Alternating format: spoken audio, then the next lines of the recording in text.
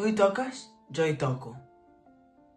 Hola, me llamo Mauricio, tengo 13 años y me encanta aprender a tocar el piano en el estudio musical 143. El mundo cambia sin parar y hay nuevos retos por afrontar, pero cuando toco el piano todo se ordena y la música me devuelve la paz más plena. A veces la vida va muy deprisa, con pantallas, noticias y poca risa, pero en el piano encuentro emoción, un refugio para el corazón.